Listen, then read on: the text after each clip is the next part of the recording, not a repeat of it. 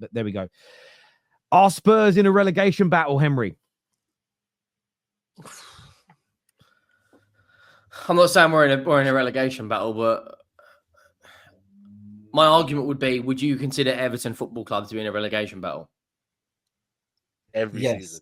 Okay, so if they beat us at the weekend, they're only 3 points behind us. Are you home or away for that game?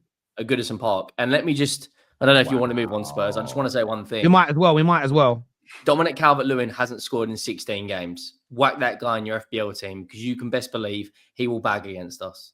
Because You're allowed to say yes, Henry. You do know that. Sorry? You're allowed to say you are in the relegation, but all this dancing you're doing around is not necessary. Look, just say yes. I don't think we are in a relegation battle, but we are creeping towards it. So, okay, we may be. I don't think yesterday was our worst performance. I thought we defended really well for 30 minutes. I thought fans are coming out and absolutely shitting on Kingsky. I don't think that's the right thing to do right now. It was his Premier League debut. He did have howlers. Yeah, but he's 21 on his Premier League debut with a back four of Gray and Dragusin as your centre-back pairing.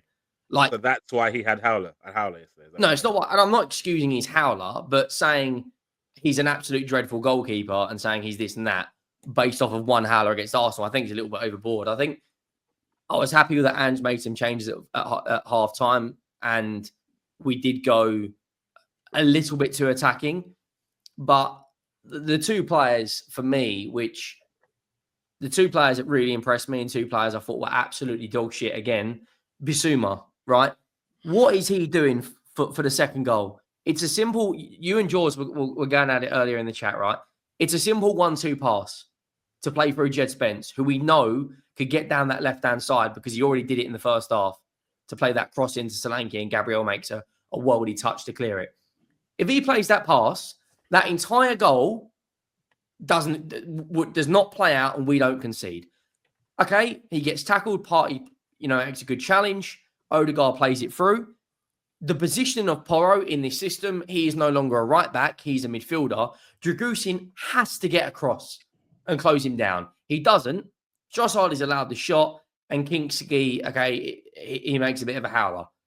I'm not blaming, a lot of the players on yesterday's defeat for looking at the season as a whole, but that was our 11th defeat in 21 games, and we've won 7.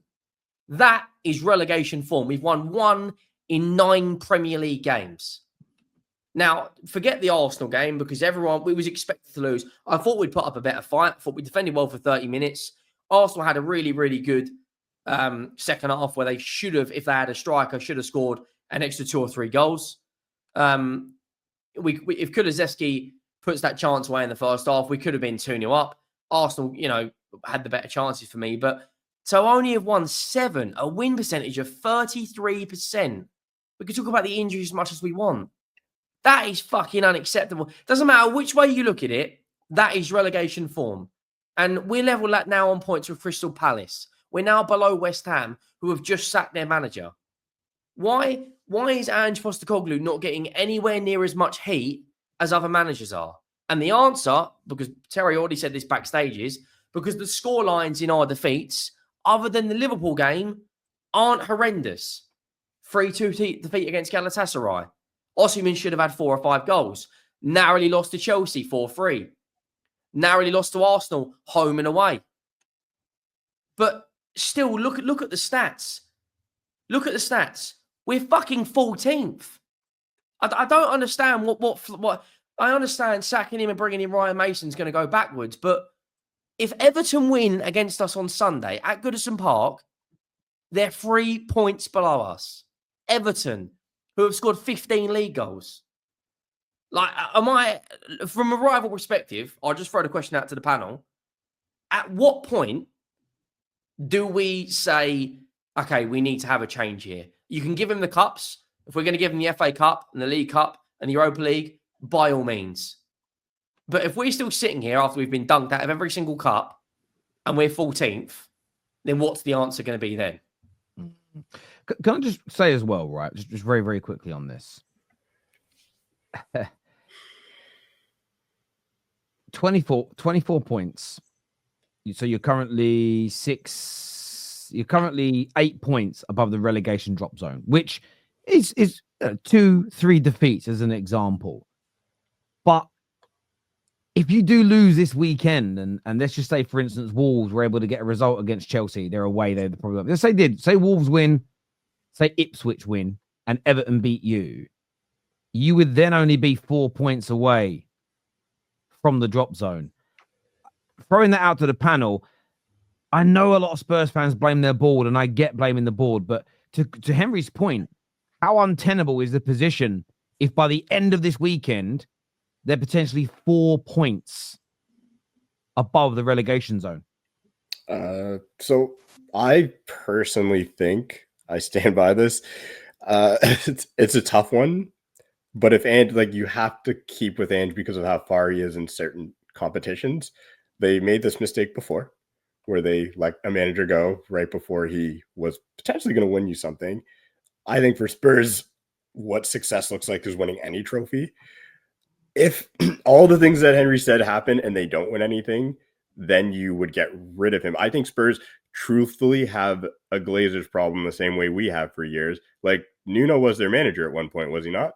Where's Nuno now? Cam, do you think we'll beat Liverpool away in the League Cup semi-final? I as a fan of a team who recently did two unthinkable, people did not think we were going to beat City to win the League Cup, the FA Cup. I mean, the FA Cup. People didn't think we were going to beat Liverpool on the way to the League Cup and in the FA Cup. Like, anything can happen in these cup tournaments. I'm not going to say I think you're going to win or lose, because it's so tough when you get this far that anything. You've got a mentality in the dressing room, Cam. Your players have won the FA Cup and the League Cup. No one in that dressing room, even Son's been there a decade. I understand, but your manager has won multiple trophies, right? So he should be able to. Yeah, but I'm just saying here. This is the thing. I'm just saying again. I'm trying to be super objective because I'm not a Spurs fan, and I get what you're saying. But okay, if you're Man United right now, and you were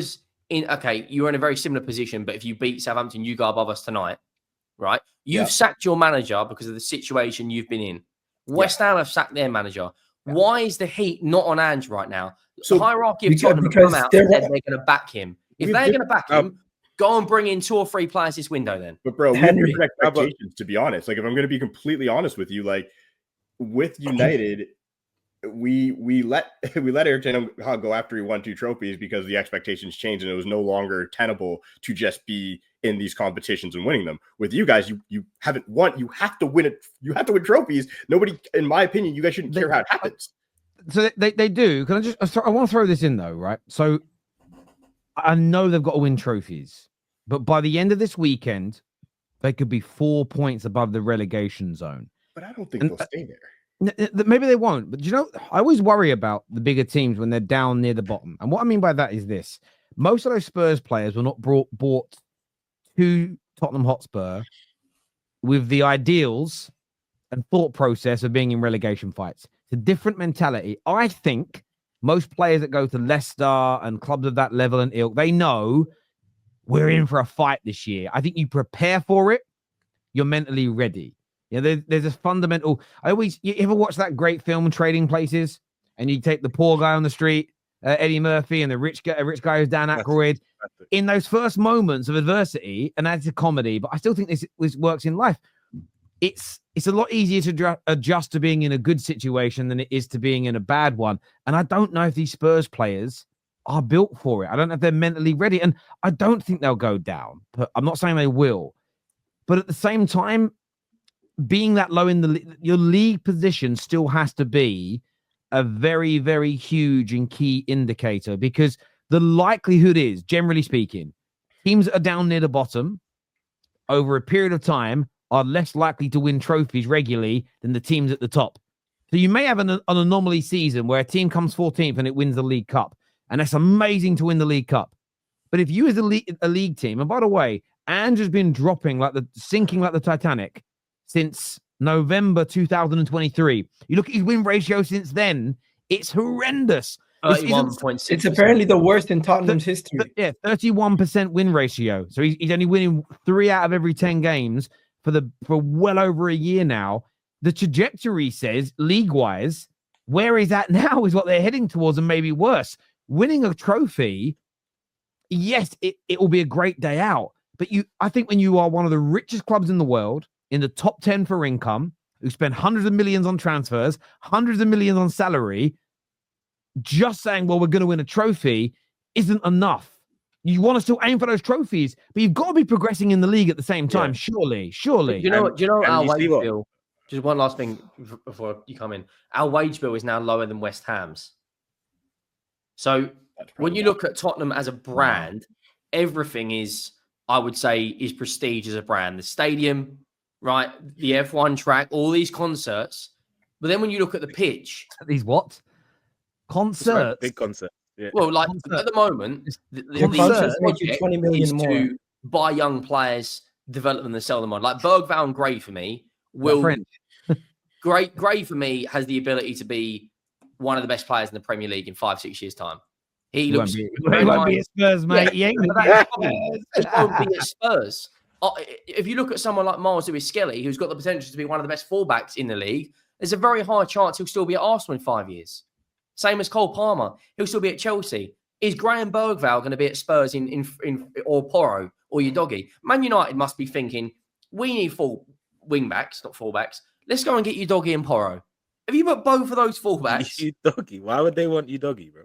Because he'd be He's perfect. all right. He's He's not bad, couldn't he? He's all right. I do not want Udogie. No, but he's very attacking, and if you get a good DM in that system and a good centre back, he'd be fine. But Henry, one thing about our system is we do need our wingbacks. Like this is why Ruben Amorim's so hard to recruit for. Our wingbacks have to be able to track back and defend. Did Amorim not have Porro at Sporting, or did they miss each other?